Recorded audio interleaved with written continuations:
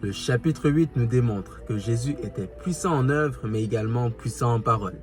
Lorsqu'il termine de donner tous ses discours à la montagne, il descend de la montagne et croise un lépreux. Et lorsqu'il parle avec ce lépreux, le lépreux lui dit « Si tu le veux, fasse que je sois pur. » Et Jésus lui dit « Je le veux. » J'aimerais dire à quelqu'un que Jésus veut ton bien. Jésus veut ton bien. Ne laisse personne te faire douter de cette parole.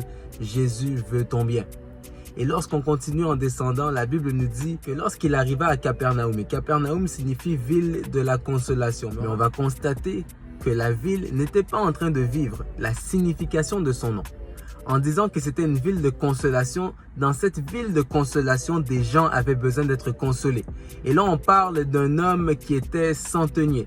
Et on dit que ce centenier romain avait un serviteur malade. Et lorsqu'il parle avec Jésus, Jésus dit « Je viendrai vers lui et je vais le guérir. » Mais le centenier lui dit « Non, Seigneur, tu n'as pas besoin de te déplacer parce que lorsque je donne des ordres à ceux qui me sont soumis, ils sont dans l'obligation d'obéir. Alors je crois que si tu parles, tout ce qui entend est obligé d'obéir à ce que tu dis. » Et Jésus va réaliser à quel point la foi de cet homme était grande et c'est là qu'il va déclarer qu'il n'y en a jamais vu une foi aussi grande même en Israël. C'est de là que j'aimerais dire à quelqu'un que c'est ta foi qui va produire beaucoup de choses. Parfois, on est là, on pousse dans la prière. Prier, c'est important, prier, c'est bien, mais la foi, tout ce que tu fais, tu dois le faire avec foi. Par la suite, on nous parle de la belle-mère de Pierre qui était malade. Et lorsqu'on parle de la belle-mère de Pierre qui était malade, on dit qu'elle avait la fièvre. Et lorsque Jésus est arrivé, il a tenu sa main. La fièvre a quitté. J'aimerais te dire, Jésus transporte une telle puissance. Lorsque tu as un problème, quel que soit le problème, même celui que tu peux minimiser, même celui que tu peux mépriser, va chercher Jésus. Cherche Jésus. Attache-toi à la parole de Dieu. C'est là que des fois, je suis étonné de voir que lorsqu'on a mal à la tête, on fuit l'église. Or, lorsqu'on a mal à la tête, lorsqu'on se sent pas bien, on devrait aller chercher Jésus. On ne doit pas fuir Jésus lorsqu'on se sent pas bien, mais lorsqu'on se sent pas bien, on doit aller chercher Jésus. C'est comme ça que la parole de Dieu nous dit, il a pris nos infirmités, il s'est chargé de nos maladies. C'est Jésus qui contrôle tout, c'est Jésus qui est au-dessus de tout. Jésus va se retrouver face à un scribe qui dit, je veux te suivre. Et par la suite, un de ses disciples va lui dire, laisse-moi d'abord aller ensevelir mon père et par la suite, je te suivrai. Mais Jésus lui répond, laissez les morts ensevelir leurs morts. La parole que j'aimerais dire à quelqu'un par là, c'est que c'est d'abord Dieu. C'est Dieu d'abord. Quelles que soient les choses, quels que soient les gens, c'est Dieu d'abord. Je sais que parfois, il y a certaines choses que l'homme peut considérer comme étant primordiales. Mais j'aimerais te dire que Dieu n'est pas une priorité. Dieu est la base. Dieu, c'est le fondement. Une priorité peut se bouger. Une priorité peut changer dépendamment des circonstances. Mais la base demeure. Quelles que soient les situations, quelles que soient les réalités, la base va demeurer. Alors ne fais pas de Dieu ta priorité. Fais de Dieu la base et Christ le centre de ta vie.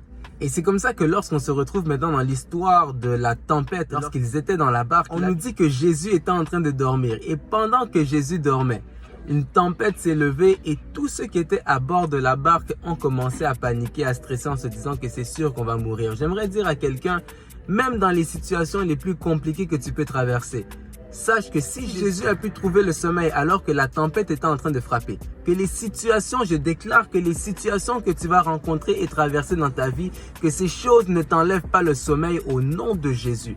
Quelle que soit la difficulté ou la particularité de ce que tu vas rencontrer, je prie dans le nom de Jésus que le sommeil ne te manque pas. Que tu es capable de continuer à dormir, peu importe les difficultés que tu es en train de rencontrer, tu es en train de démontrer à Jésus que je te fais confiance. Je n'ai pas peur parce que tu es avec moi. David était capable de dire, lorsque je marche dans la vallée de l'ombre de la mort, je ne crains aucun mal parce que tu es avec moi. J'aimerais dire à quelqu'un, parce que Jésus est avec toi, parce que Jésus est dans ta barque, rien ne devrait t'effrayer. Parce que Jésus est dans ta barque, sache que peu importe la tempête qui va frapper, tout doit se soumettre au nom de Jésus, tout doit se soumettre à la puissance de Dieu. C'est comme ça que les disciples étaient capables de dire, mais en fait, quelle puissance a Jésus pour que même les vents et les eaux puissent être en mesure de lui obéir. J'aimerais te dire que le nom de Jésus est au-dessus de tous les noms. Lorsque Jésus parle, sache que tout ce qui a été créé par la parole. Et ainsi, tout ce qui a été créé par la parole a le pouvoir d'entendre. Mais j'aimerais te dire que toi qui n'as pas été créé par la parole, mais qui a été créé parce que Dieu a décidé de te faire, et non pas de parler, mais de te faire, j'aimerais dire à quelqu'un que parce que tu as été créé à l'image de Dieu, au-delà d'avoir la capacité d'entendre, tu as également la capacité de parler. Ce qui a été créé par la parole n'a pas le pouvoir de parler, mais a l'obligation d'entendre. Mais j'aimerais te dire que toi qui as été créé parce que Dieu a choisi de te faire de ses mains, tu as le pouvoir non pas seulement d'écouter, mais également de parler. Alors parle à ces situations, parle à ces montagnes, parle à cette tempête et tu verras qu'elles seront dans l'obligation de se calmer et de se taire. Et on termine en parlant de l'histoire du fou de Gadara. Une chose que je comprends avec l'histoire, c'est que imaginez que lorsque Jésus a mis les pieds dans la ville, les esprits ont commencé à se ressentir la présence de Jésus et ils ont commencé à se manifester. De manière à dire que lorsque tu transportes la présence de Dieu, tu n'es même pas obligé de dire quelque chose, tu n'es pas obligé de faire quelque chose. Les esprits eux-mêmes reconnaissent que non, il y a quelqu'un d'important, il y a quelqu'un d'influent qui est entré et nous sommes en danger. J'aimerais te dire que lorsque tu transportes la présence de Dieu avec toi, même les démons vont commencer à fuir. Tu ne seras pas obligé de faire des déclarations quelconques, juste parce que tu transportes la présence de Dieu avec toi.